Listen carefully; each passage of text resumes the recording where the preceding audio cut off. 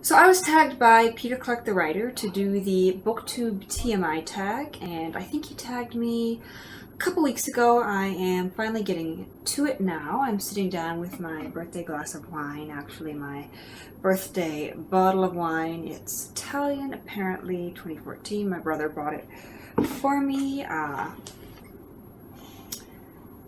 It's a decent wine. I can't really tell the difference price range. He said it cost around $20. I usually buy the $12 bottles, but it is a good wine. But anyway, this tag, there are 50 questions and I will be answering them all. So I will get started. Question 1, whose clothes style from a book character do you like? I don't really think about characters in terms of their clothing. But if I absolutely had to pick one, I would probably go with Scarlett O'Hara from Gone with the Wind, because in the movie adaptation of that book, they put her in some really beautiful dresses, and I really love period dresses, especially from that Civil War era.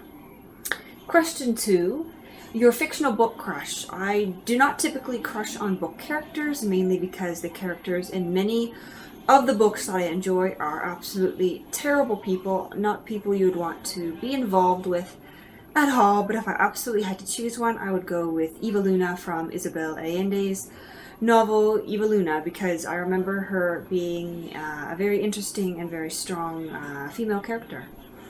Question 3, ever loved a character but then started hating them? No. Question 4, biggest/longest book on your shelf. This would probably be the Norton Anthology of Literary Criticism, and I think this one also counts for the next question, which is the heaviest book on your shelf. That thing weighs a ton, and I lucked out because I found it secondhand. I bought it at a thrift store bag sale, put it into a bag with a bunch of other books and a real leather purse for $5, so it was kind of a steal. Question 6, do you have any book posters? No, but I do have a movie poster, and it's right behind me. Let's see if I can get it in here. Humphrey Bogart in Casablanca. One of my favorite movies. I'm hoping I actually got that in the shot. But anyway, the next question. Do you have any book-themed jewelry? Yes, I do. And it is a 100 Years of Solitude by Gabriel Garcia Marquez. It is a necklace that I purchased on Etsy. The seller makes miniature books, and it is the first edition cover, I believe, and I occasionally wear it. It came without the chain, so I put it on my own chain, and I do like it. But it's not exactly an everyday occasion that I would wear a book around my neck. The next question, book OTP One True Pairing. I'm not really sure what that means or why I should care about it, so I'm going to skip it. Next question, question 10, favorite book to movie soundtrack. I'm going to go with The Godfather for this one. I saw the Godfather movies first before I read the book The Godfather, and I absolutely love the Godfather soundtrack. I actually have a vinyl of it that I picked up at a secondhand store, and I do listen to it occasionally. Next question. Question 11. A book story you miss/wish would continue. I don't have an answer for this, because if I liked a book, it usually means that the ending was perfect. And if the ending is perfect, there isn't really any reason for me to want more from it, because that would be ruining it. So question 12, favorite standalone. I pretty much only read standalones, so for this question I would go with my favorite novel by, I'm sure if you've been watching my channel you can guess, Two Solitudes by Hugh McLennan. Question 13, when do you read books? All the time, mostly, except when I get started binge watching a show on Netflix. I am currently watching The Good Wife, so my reading has slightly gone by the wayside, but if I am not eating, showering, or working, I am either reading or binge watching a TV show. Or, like I'm doing now, drinking wine and filming a BookTube video. Question 14. Which Hogwarts house are you in? I am a Slytherin, and I do believe it suits me quite well. Question 15. Quality you look for in a book. It's hard to pick just one quality. I look for something literary. I look for something that engages me. I look for something with some intelligence. I look for something that will get me thinking, get me to look at something in a new way. Question 16, favorite book quote. Just one favorite book quote. I have a list of quotes on Goodreads. I write down quotes as I read. I can't give you just one. In fact, I'm not even going to give you any because I could make a video an hour long about book quotes, and perhaps I will make a video about book quotes at a later date. I did do the 5 quotes tag a few months back, and I guess that's sort of along the lines of this. So if you're looking for a favorite book quote of mine, go watch my 5 book quotes tag. Next question, 17, favorite author. This is, of course, Hugh MacLean. If I wasn't answering with Hugh MacLean, I could, of course, answer with Gabriel Garcia Marquez, Isabel Allende, Alberto Moravia, possibly Robertson Davies. It's hard to pick just one favorite author because there are so many amazing authors out there, and I guess I'll have to go with Hugh MacLean though, because I do love his books and I do promote them often on my channel. The next question is favorite book cover. Now, because I'm disorganized, I have set my stack of books for favorite book covers behind the camera, so I will get those. And these are some of my favorite book covers. I am very partial to this very simple pink and gold love poems by Pablo Neruda. Very simple, very beautiful, definitely one of my favorite covers. I also really enjoy this vintage Alberto Moravia cover of The Empty Canvas. Very simple once again, but very beautiful, just a painting of a woman. I also like the cover of my Dr. Zhivago edition. I actually bought it for the cover. I am told by a number of people that I should have chosen a different translation, but this was the cover that I desired when I was in the bookstore. And then I really enjoy, as you can tell by the necklace I showed, the first edition cover of Gabriel Garcia Marquez's 100 Years of Solitude. I love anything with lots of bright colors and intricate patterns.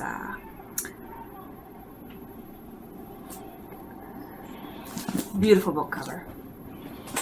So I will set these aside and back to the questions. So question 19, action or romance? Difficult to choose, but romance, of course. I tend to read literary fiction, which does not tend to have a lot of action. I'm more partial to romance. You get character development in that. Question 20, where do you go when a sad moment happens? Obviously to the next sentence, the next chapter.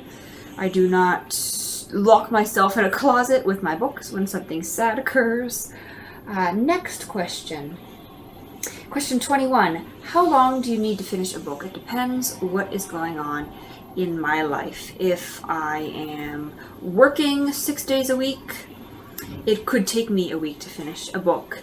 If I am working on 3 major papers and have seminars and tutorials and classes to attend, it could take me a week to finish a book. If I am sitting around the house drinking wine and tea, I could finish a book in an afternoon. If I am binge watching The Good Wife on Netflix, it could take me a week to finish a book.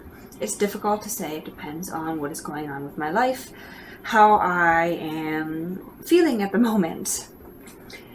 The next question, question 22, how long is your mourning period? And my question is, what is a mourning period and why should I mourn over a book? Of course, I kind of stew over the contents of a book, but I don't particularly mourn. If I just read a really, really good book, I am more inclined to pick up another book right away. If the book I read last was kind of shitty, I might feel inclined not to pick up something right away. So I don't know if that relates to a mourning period. But next question. Your least favorite book? I was thinking about this a week or so ago. What is my least favorite book? I don't really spend a lot of time dwelling on the books I hate. If I dislike a book, I probably didn't finish it. But for a least favorite book, I am reaching back to high school, to my grade 10 English class, where I was forced to read Life of Pi by the author whose name I forget, but it was awful. Question 24. Turn on in a character. This is kind of a weird question, but anyway. Turn on in a character, intelligence, ambition, a bit of attitude. Question 25. Turn off in a character. Just in general, I guess I would have to say stupidity, pettiness, just probably the things that I hate in people in actual real life. Question 26, reason I joined BookTube. First of all, I like to talk about books. Second of all, I wanted to give myself practice to stop tripping over my own tongue, develop my speaking abilities. I am someone who has struggled with social anxiety for a good part of my life, and so I have found it difficult to speak to people, to carry a conversation with someone that I do not know very well, to explain my thoughts, even to people I do know well, and BookTube, I think, has helped me with that a little, and it is continuing to help me with that. Question 27, name a scary book. I don't particularly read scary books, but I can go with Dracula. That's kind of scary, more amusing and fascinating than scary, but it could be scary. Question 28, last book that made you cry. This would be The Testament of Youth by Vera Brittain, a memoir that I reviewed recently. A memoir that I read as a buddy read with Janelle from the Page Turner. It did make me cry. There were a lot of heartbreaking deaths in that, a lot of loss. Question 29, last book you gave 5 stars to. This is a book that I reviewed exactly a week ago, I believe, and that would have been Now Is the Hour by Tom Spanbauer. I gave that book 5 stars. I loved it, and I'm going to be picking up another one of his books in the near future. It arrived today. The title is slipping my mind at the moment, but I do believe that the word love is in the title at some point. I ordered it on a whim. I shouldn't have, but I did. Question 30, any favorite book titles? I'm not entirely sure what this question is getting at. I think it's looking for titles that I found particularly catchy, particularly amusing.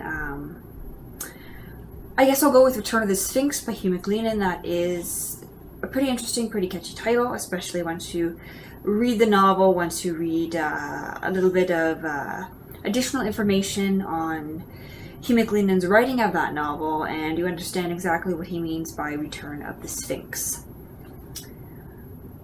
Question 31, last book you read. The last book I read would have been Forever by Judy Blume.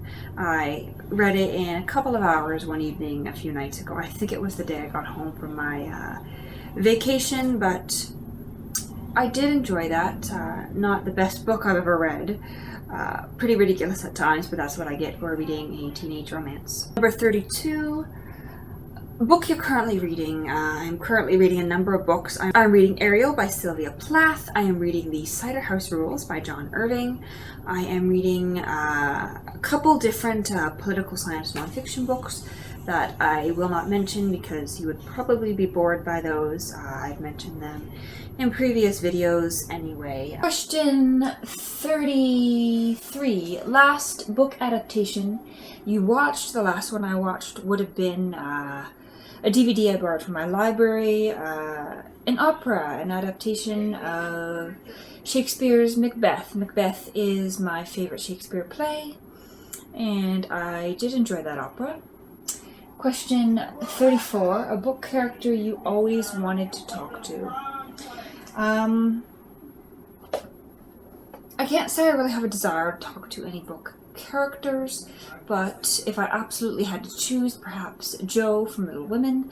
She is a very strong female character, trying to make her own way as a writer.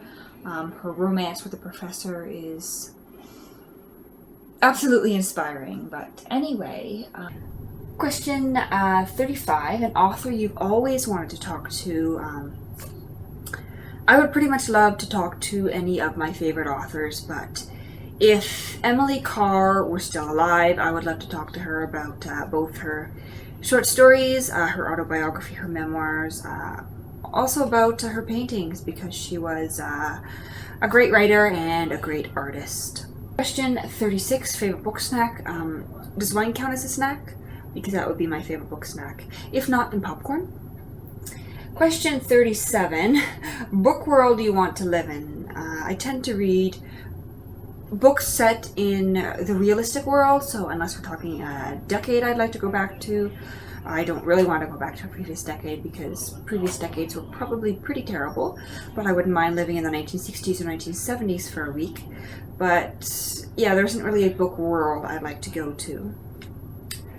Question 38, least world you'd want to live in. I read Meg last week. I would really rather not live in a world where a giant shark could eat me, so yeah, that one. Question 39. Last time you smelled a book, probably this morning or perhaps 5 minutes ago, I don't know. Actually, probably not 5 minutes ago because my phone says I've been filming this for 17 minutes. But yeah, probably this morning. Yep. Question 40. Weird insults used in books.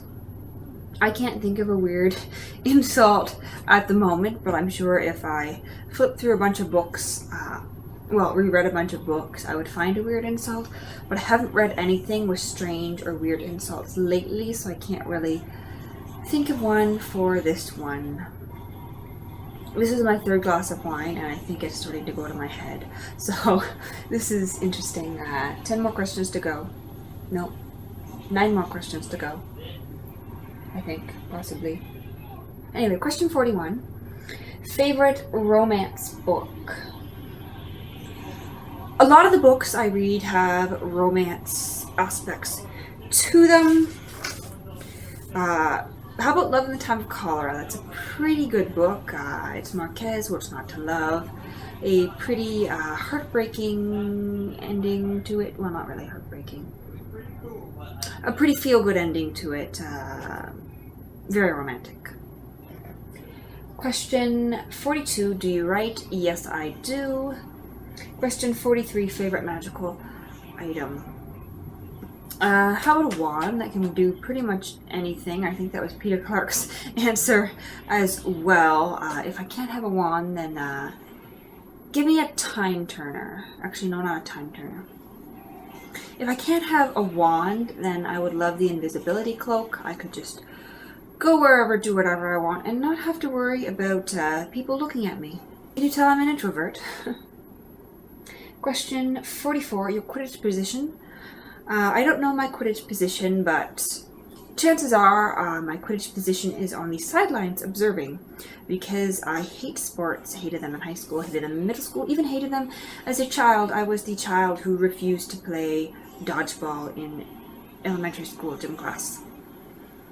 Actually, I won dodgeball once because I hid in the corner and nobody hit me. But anyway, I will probably be along the sidelines of Quidditch, and I do not even enjoy watching sports. So if I'm there, I was probably dragged there by friends, and I am reading some dense political science book in the stands, pretending to pay attention to the game. Question 45, name a song you connect to a book.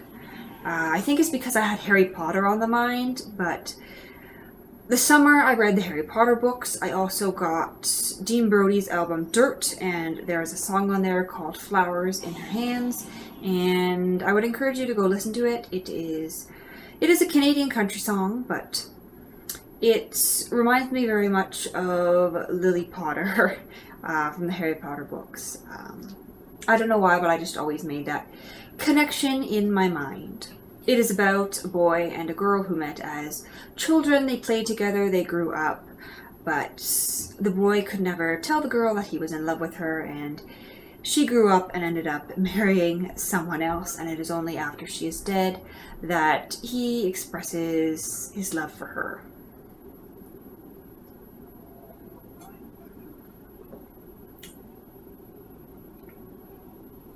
Question 46.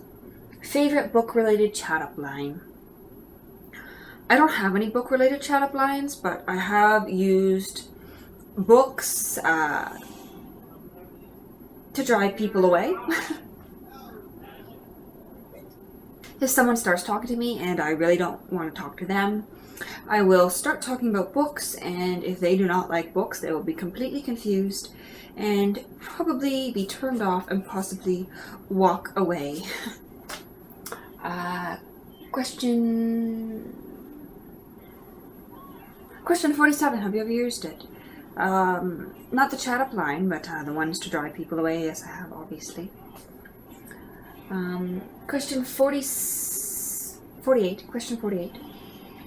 Favorite book fandom? I do not have a favorite book fandom. 49. How many books do you own? Somewhere between 600 and 700, I believe. I am not going to be counting. I mean, unless you'd like to come over to my house and count all my books. I have a lot of books, but not that many. Compared to Steve Donahue, I have very few books. Compared to my mother, I have like 100 times more books than her. But anyway, question 50. Who do you tag? This tag is pretty much already made the round, so I am not going to tag anyone, but if you're watching this and you haven't done this yet, consider yourself tagged and please do it. Anyway, I need to go read the cider house rules, and I need to drink some more of this lovely bottle of wine that I've half finished already, and well, half finished, 3/4 finished, something like that. Anyway, have a lovely day.